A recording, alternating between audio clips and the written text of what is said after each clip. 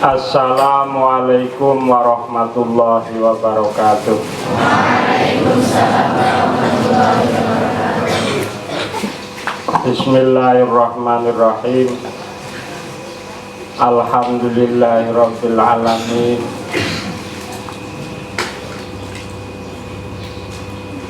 Allazi qala fi kitabihil mubin. A'udzu billahi minasyaitonir rajim. Iqra bismi rabbikal ladzi khalaq. Khalaqal insana min 'alaq. Iqra wa rabbukal akram. Alladzi 'allama bil qalam. Summa sholatu wassalamu ala rasulillahi sayyidina Muhammadin wa ala alihi wa ashabihi ajma'in. Amma ba'du. Santri putra putri Pondok Pesantren Darul Mutakin dan Negara Kedung Reja Cilacap, rahimakumullah,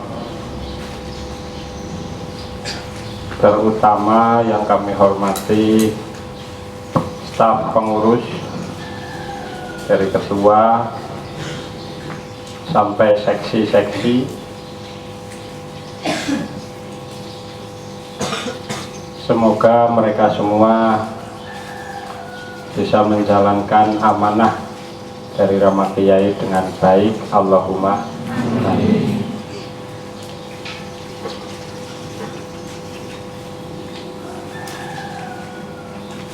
Khitobah kubro di bulan Rajab, khitobah terakhir untuk tahun ini.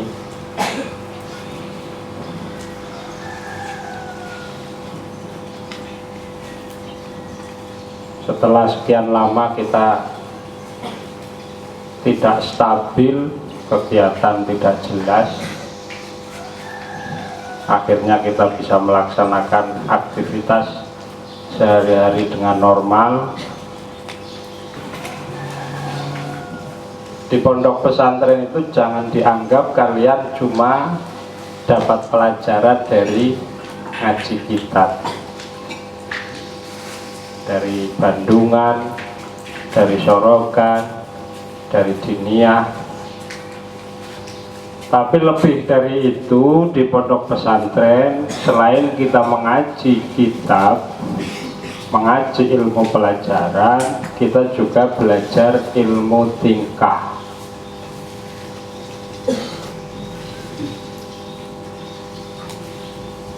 Di dunia pendidikan ada istilah taklim, ada istilah tarbiyah. Taklim itu mempelajari ilmu-ilmu yang tersusun dan tertulis, diabadikan di dalam buku-buku yang sudah dicetak-cetak, yang terkenal dengan kitab kuning. Tapi akhir-akhir ini yang kuning sudah menjadi putih, banyak kitab yang putih. Tidak cuma itu, kita juga belajar sikap, belajar perilaku, belajar kebiasaan, belajar tabiat. Maka tadi saya sampaikan kalau di pondok tidak ngaji, maka hidupnya hanya separuh, hanya belajar tingkah, hanya mengenyam tarbiyah, tapi tidak mengenyam taklim, ta'allum. Nah ini alhamdulillah sudah berjalan Madrasah Diniyah.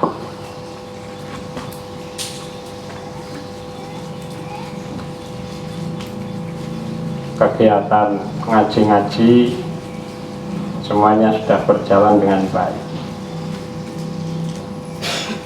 Ada satu makalah mengatakan jadidis safinah innal bahro amik persiapkan bahteramu karena sungguh samudra itu sangat dalam. Ini semacam peribahasa untuk kita semua bahwa dunia yang akan kita hadapi itu sangat dalam sekali. Dunia yang menanti kita, yang akan kita hadapi sangat dalam dan berliku-liku. Maka persiapkan perahumu, persiapkan kapalmu untuk menghadapi goncangan ombak, menghadapi serbuan angin yang belum kita ketahui.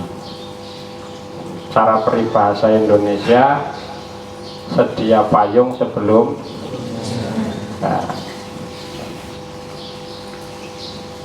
apa yang kita lakukan di pondok pesantren di usia seperti kita ini adalah untuk mempersiapkan perahu kita, mempersiapkan tubuh kita, mempersiapkan pribadi kita yang akan menghadapi samudra kehidupan yang sangat luas dan berbahaya.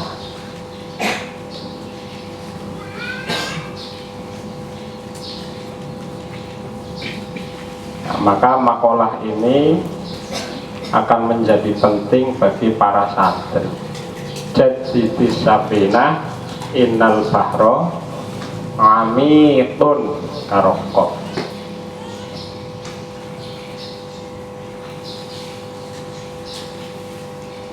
Lalu kemudian santri-santri kuno biasa mengistilahkan turunan dari makalah tersebut, diistilahkan dengan tulisan ingatlah tujuan dari rumah.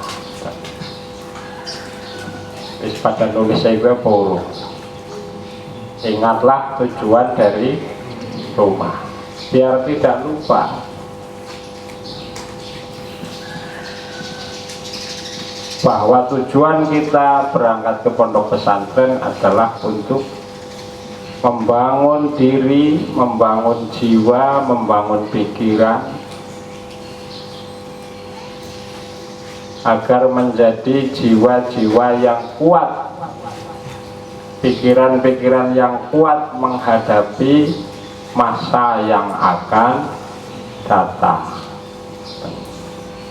Biar tidak lupa, soalnya di pondok ya macam-macam.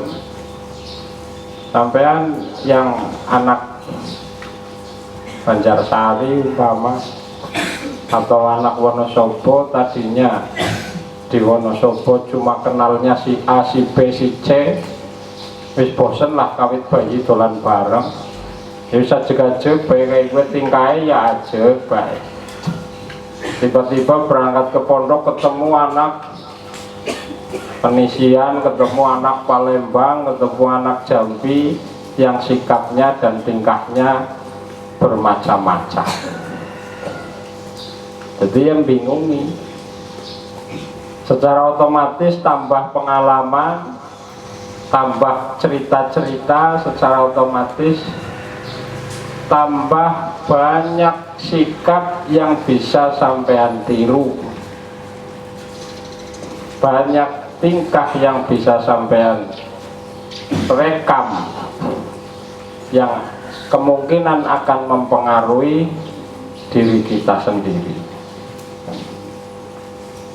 Nah ini nanti bisa kontal, bisa lupa tujuan dari rumah. Maka perlu ditulis, nah, ingatlah tujuan dari rumah. Ya macam-macam. Yang tadinya di rumah cuma kenalnya nyolong jambu,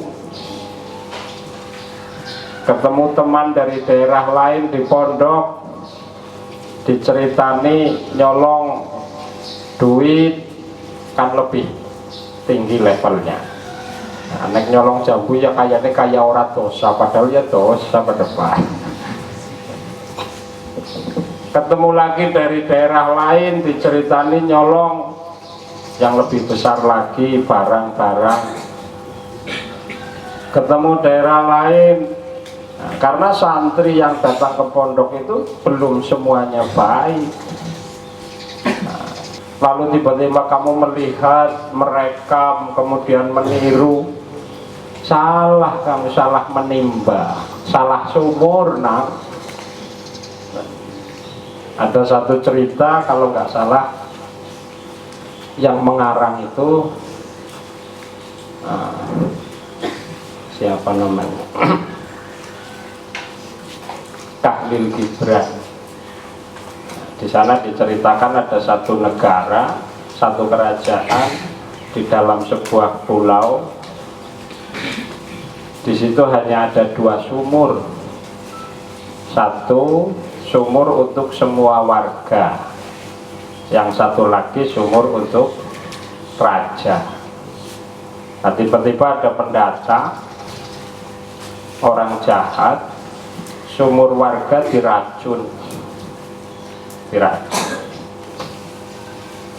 Karena sumur raja itu di dalam kerajaan nggak bisa meracun. Akhirnya semua warga yang menggunakan sumur satu itu, sumur umum, semuanya stres, gila kamu. Nah, raja yang tidak menggunakan sumur umum, dia punya sumur khusus, dia tidak keracun sendirian. Tapi apa yang terjadi? Karena semua orang selain raja sendiri stres kabeh, akhirnya yang terjadi warganya ngomong, rajane stres kapan ya? Dan rajane aneh siki.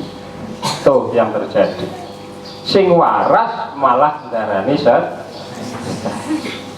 sing stres malah rumangsane kan aneh. Akibat salah sumur. Tuh.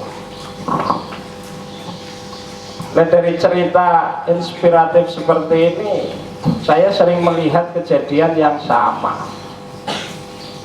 Ada santri atau jamaah yang mengambil ilmu, menimba ilmu dari yang sumur bilah, tiba-tiba menyalahkan kiyainya. Kiai ini sih gila kayak kiai ya, dan aneh kok. Hanya orang cocok kiai ini. Tiba-tiba dia ngomong tidak cocok dengan kiainya,